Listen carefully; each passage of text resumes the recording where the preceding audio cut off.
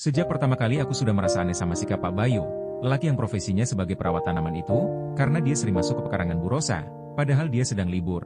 Kalau memang Bu Rosa memintanya datang ke rumah untuk mengurus tanaman, kenapa Pak Bayu tidak membawa alat-alatnya? Pikirku. Dan anehnya setiap Pak Bayu berada di pekarangan Bu Rosa dalam waktu yang cukup lama.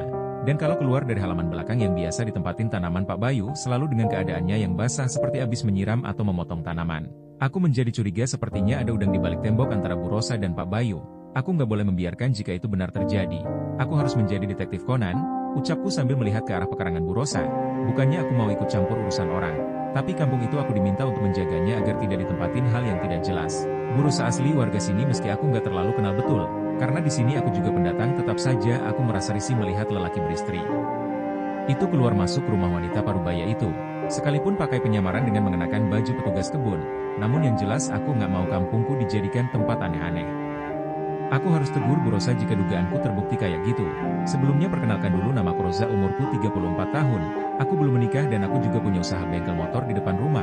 Dan rumah Bu Rosa yang jaraknya hanya beberapa meter saja dari rumahku. Aku sengaja melipir lewat samping rumah dan masuk lewat belakang. Niatku ingin memergokinya.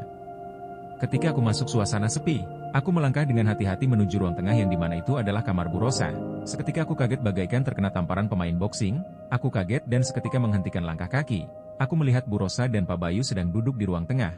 Keduanya memang diam tapi ada gerakan-gerakan yang bikin aku penasaran. Beruntungnya posisi sofa panjang itu menghadap ke sana jadi keduanya membelakangiku. Aku tetap diam berdiri di balik pintu sambil terus mengawasi benar dugaanku kedua orang itu melakukan hal yang nggak pantas. Aku menyaksikan langsung di ruang tengah itu Pak Bayu sedang ngajari Bu Rosa gerakan yoga dengan leluasa. Tapi anehnya aku jadi lupa dengan tujuan semula yang ingin memergokinya. Mungkin merasa gak tega lagi asik-asiknya latihan malah aku ganggu.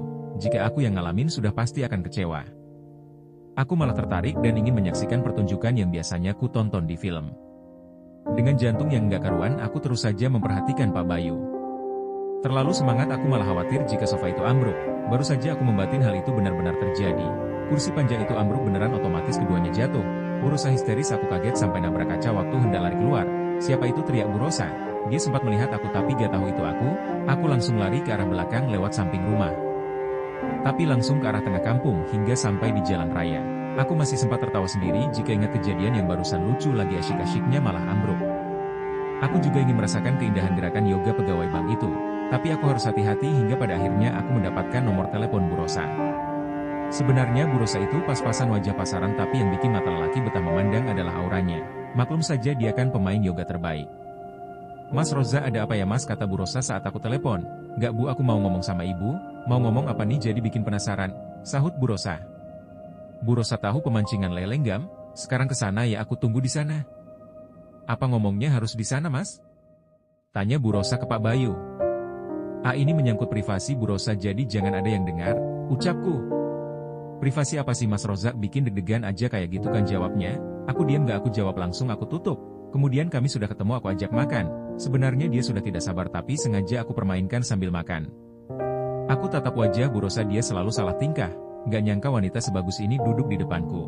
Setelah meja dibersihkan aku ngomong, aku hanya memperlihatkan sebuah video padanya, sebuah video asik tapi berakhir tragis. Di mana Bu Rosa dan Pak Bayu terjengkang ketika bangkunya ambruk.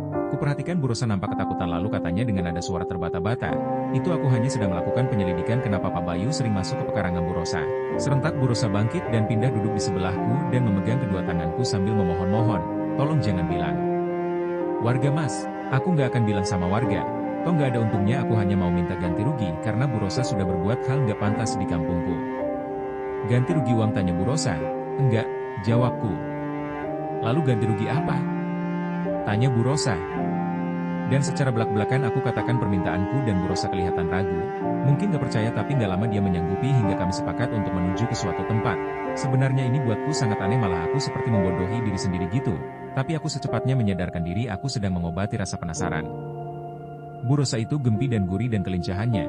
Mas Rozak mau sama aku, tanya Bu Rosa usai melewati putaran pertama. Aku hanya penasaran saja. Penasaran kenapa mas, tanya Bu Rosa.